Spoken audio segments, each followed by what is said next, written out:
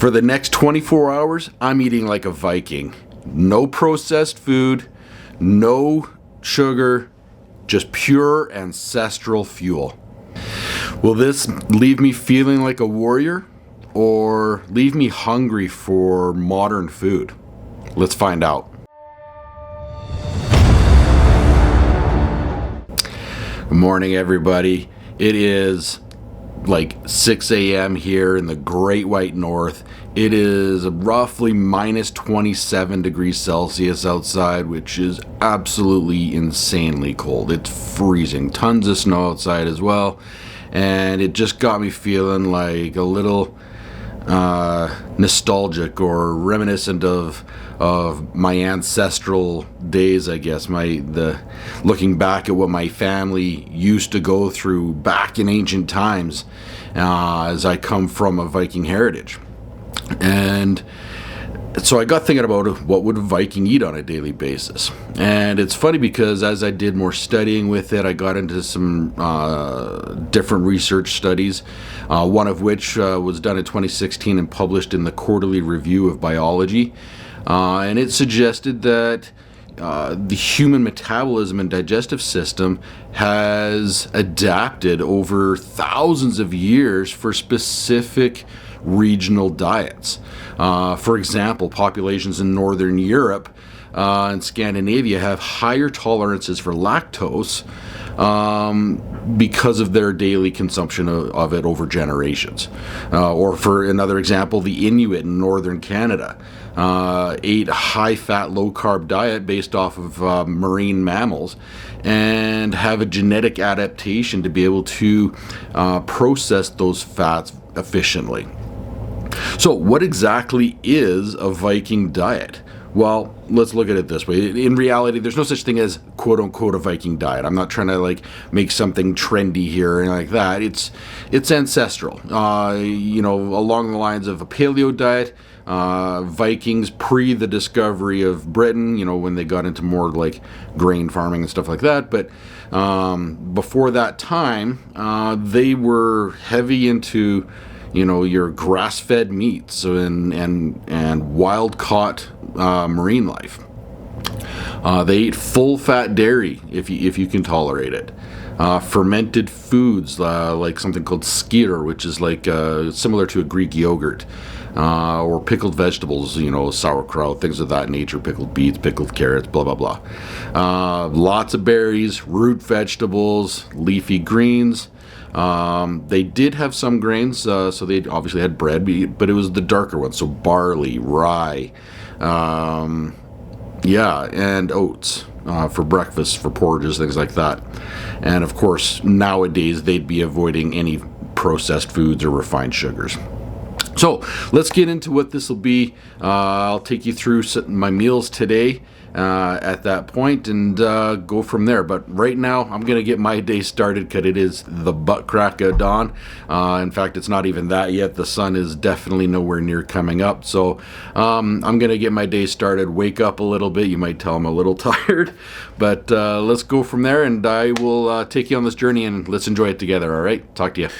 Okay, here we are a couple hours later. I've got breakfast made. As you can see, we've got some fried eggs on sourdough toast, homemade sourdough toast, and a little bit of sausage there with plenty of butter as well. Butter was a major staple in the Viking diet. I also have a nice little bowl of skyr, which is that fermented yogurt. Is very similar to Greek yogurt, extremely thick, high in protein. And I've also put some fresh peaches in there as well. And then for a drink, I've got myself a nice little cup of chai tea. So, I'm going to dive in here. But as I was mentioning earlier, ancestral style diets have an amazing impact on metabolic health. Like the Paleolithic diet or anything like that, they've shown improvements in weight loss and insulin sensitivity and heart health overall. And in fact, in a 2009 study in cardiovascular diabetology, found that particular participants on a Paleolithic diet or similar sort of situation like the Viking diet had better glucose control and reduced risk of cardiovascular disease or metabolic syndrome as well, and compared to modern Western diets. Now, also a 2014 study in European Journal of Clinical Nutrition found that metabolic syndrome compared to a modern Western diet, it's everything improved, right?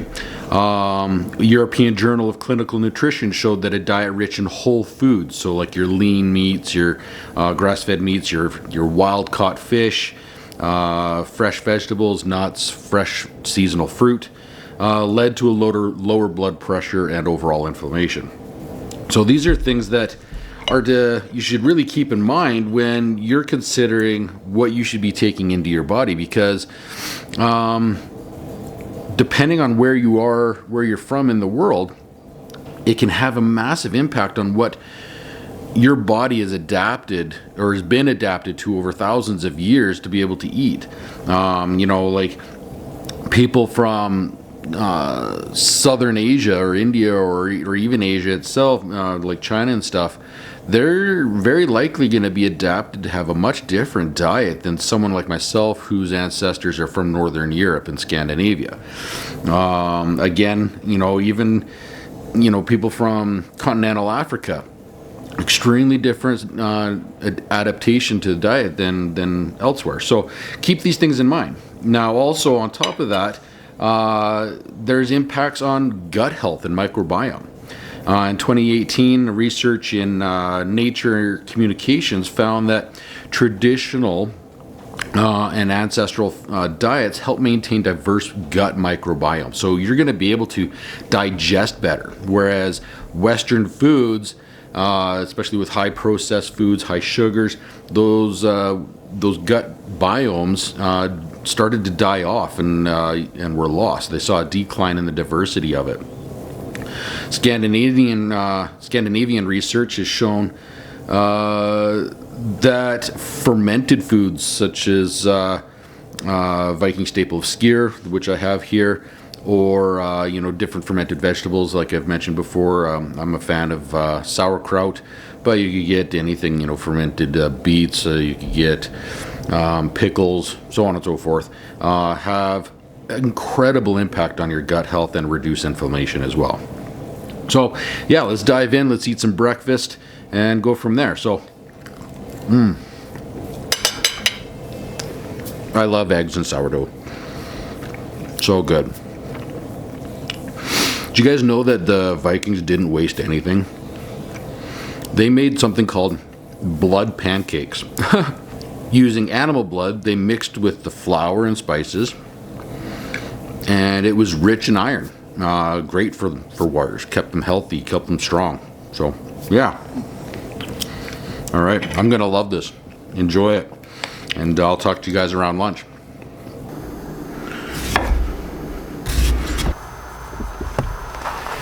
You guys want a little tip on how to become the envy of the neighborhood in the dead of winter when it's freezing cold out like it is today? All you gotta do is fire up the charcoal grill, let that smoke carry, and the smell will be everywhere. Everyone will be envying you and want to be you for that day, trust me. Check this out. That will carry for miles around, trust me.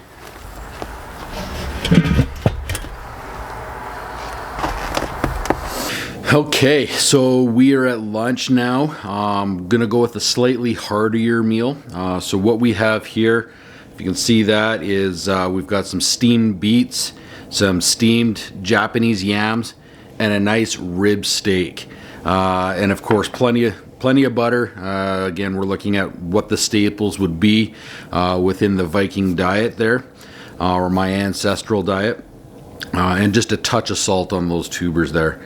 This morning I was talking about how ancestral regional diets very often can help with inflammation, and I found a study in the 2017 Journal of Autoimmunity that suggested that ancestral diets actually reduce chronic inflammation, which is linked to modern diseases like diabetes, arthritis, and heart disease. It can also help with autoimmune diseases, joint pain, and other inflammation throughout the body when switching to a diet rich in whole, unprocessed foods. So I'm going to enjoy this. Yeah, I absolutely love rib steak. It's incredible. It's so tender. As you saw, I did this on that smoker. Tastes just amazing. And the tubers are to die for. Like Japanese yam, if you've never had one, it's almost like eating candy. It feels like a guilty pleasure because they're so sweet naturally, but they are incredibly rich in fiber, antioxidants, and other healthy benefits to them too. So eat up. Let's enjoy this. Get that nice rich smoke flavor too, to die for. Oh yeah, that's good. Little fun fact, I don't know if you know, but Vikings ate more meat than most Europeans in the Middle Ages there. And due to their farming and hunting, pork was their favorite, but they also ate horse meat, which was considered sacred in the Norse culture. So a little fun fact for you today. But yeah, I'm going to enjoy this, and you guys, I'll see you later at dinner, okay? Okay, we made it to dinner, and what we have here for dinner tonight is some barbecued chicken legs, some rice, cooked in chicken broth instead of just water by itself. So get some extra nutrients there. Again, we have a little bit of leftover yams and the beets, as well as half an avocado. So I'm going to enjoy this a ton. I love this kind of stuff. It just tastes incredible. Nice, savory, wholesome meal where you just get to enjoy every single bite of it. Normally, a lot of Viking diet involved a lot of fish, especially cod and herring, that type of thing. In fact, even studies show that you get a lot of those omega-3 fatty acids from fish and wild game. And it's critical for brain health. So the amount that they were able to take in kept them very mentally sharp throughout the day. So yeah, they lived an all-around very healthy lifestyle, especially when you consider the activity levels that they had, and just the basic amount of work they had to do just to survive in the North and Scandinavia in the medieval times. So yeah, I'm gonna enjoy this, and I'll touch base with a little later here and give you the wrap up as to how I felt and throughout the day and how I'm finishing the day and go from there, okay? See you in a bit. So, final thoughts for the day. I guess let's take a look at how this went. Did it boost my energy? Did it give me some mental clarity? How did I feel overall? And ultimately, it was amazing. Actually, I felt very satisfied all day. In fact, I had no cravings for anything else all day long. Yeah, great. And, really fantastic meals. They tasted awesome. It was admittedly probably more food than I'm used to eating, having 3 full meals today, whereas I normally have, one big one, maybe a small-ish lunch at the most, type of thing. So it was a fair bit of food, but yeah, no cravings at all. And the fact that it was all that natural, whole food definitely led to, I think, some improvements. And I think long term, yeah, I would feel great. I would be able to, feel satiated, lose those cravings, maybe lose some weight, especially, controlling portion controls or limiting, cutting one of those meals out or something along those lines. Could I do this for a week, or could I do it longer? Well, that's another question, but for my lifestyle right now, with how busy I am and what I'm doing in my life right now, probably not to that same extent, as far as 3 full meals a day like that. But could I do 2? probably. Could I do one? Absolutely. One decent sized meal where it's extremely balanced and has those good fats, has those fermented foods in there, has the good meat and some tubers, things that are ancestral to my genetic line. Yeah, absolutely, I could do that, and I think I could see some excellent results from that. In fact, it's funny because, even last week when I talked about that one meal that changed everything for me, well, that one meal, without me even knowing it, is ancestral food for me. It's meat, tubers, good fat, and sauerkraut.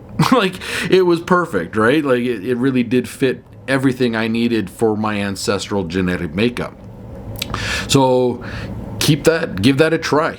See how that works for you guys. Depending on where you're at, where you're from in the world, initially, or I guess ancestrally, and maybe see what works best for you. Give the ancestral thing a try, and see if you're feeling better. See if everything feels a little lighter, if you're digesting better, you have better mental clarity and more energy throughout the day. Is it easier for you to lose weight? Give it a try, you never know. Remember to smash that like button and subscribe. And until next time, keep challenging yourself, stay curious, and don't be afraid to make mistakes. That's how we grow. Talk to you next time.